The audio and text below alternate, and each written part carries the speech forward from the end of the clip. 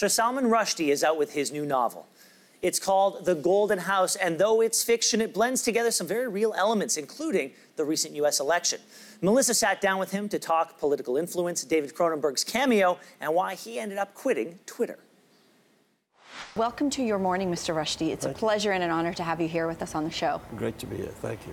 I want to start the chronological beginning of the book itself, because it does begin on the day of Mr. Barack Obama's inauguration as the backdrop of this. And we also have, as we know, at the center of this book, this enigmatic billionaire himself. And yet we know that most of this book was actually written before this last election. So yes. I want, if you could, to put this into context for us, how much what was happening politically, particularly in the United States, was influencing your writing and the timing of everything? Well, it got into it. You know, I mean, really, originally, I was just trying to write a book which was like some kind of social panorama of what's been happening in the last 10 years or so, you know, and trying to get a flavor of what was in the air and what people were thinking about and what was bugging people, you know. And then when the election campaign started and became so much in the forefront of people's minds, you know, it just would have seemed silly not to mention it, you know. So I had to incorporate it, but it's very much.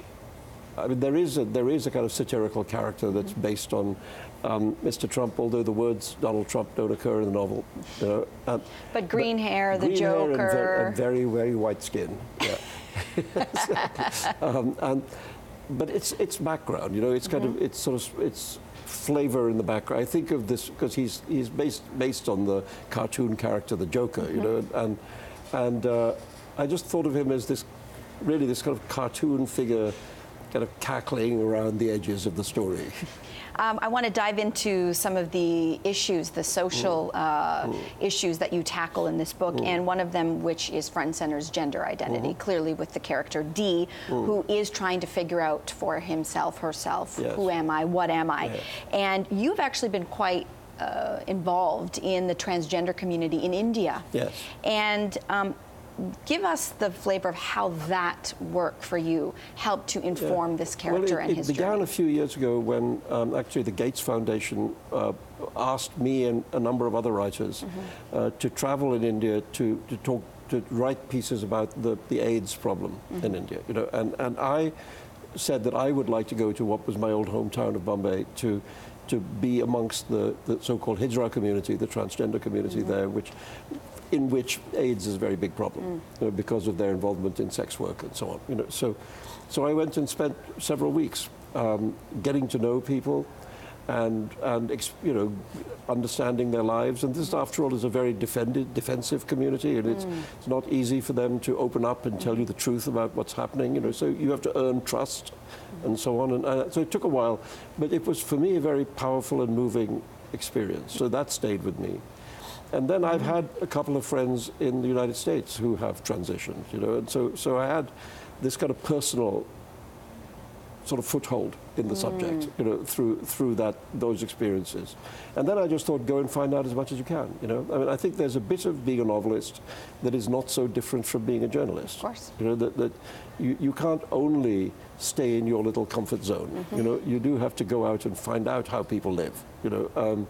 People very different from yourselves, you know, and do justice to their lives, you know. So I did my best. For any Canadians who are reading the book, if they are very, very keenly aware that on page 378 you have a name drop in there of none other than David Cronenberg. Yes. So give us the idea of where, are you a fan of his? Well, Why did that I know through? Cronenberg a little bit. I mean, I've met him a few times. And actually, the thing that's in the book is something that he once said to me, which I always remembered, about filmmaking, where he said, I'm paraphrasing him, but he said, if you imagine a cube of space, like about this big, you know, moving through the world, that's the movie. You know, what the camera sees, you know, is that cube of space moving through the world. And so the question is how to make it move interestingly. You know?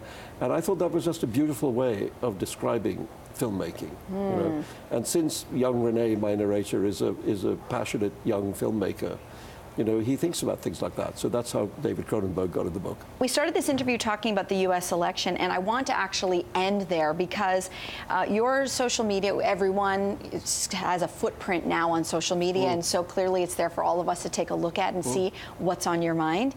And it seemed that on Twitter, the very last thing that you had posted was your support for Hillary, for the day you voted for Hillary Clinton. Hashtag I'm with her. Yep. And then silence. And then silence. Where'd you go? Well, I just, you know, the truth is I had been getting a little bit disenchanted with Twitter, like anyway, and I had it in mind to stop. But then it was the election campaign, and I got kind of caught up in it, and so I was engaged in that. And then when it was over, I thought, okay, now stop. Just walk away. So I deleted the app. Completely? Yes. Will you go back? I don't think so. I think I'm quite happy without it. You know, I enjoyed it for a while. I thought it was fun, and you know, it's very nice to have 1 million people, or 1.25 million people, interested in what you have to say. You know, and to talk directly to readers in that way. That was enjoyable. I don't know what happened. I think I'm not sure whether it was me that changed or it that changed, but I began to feel that the atmosphere on Twitter was, I don't know, sort of the trolling, the kind of lynch mob atmosphere, you know, seemed to have got much worse. And I just thought, I don't like this, you know, and I don't need this noise in my head.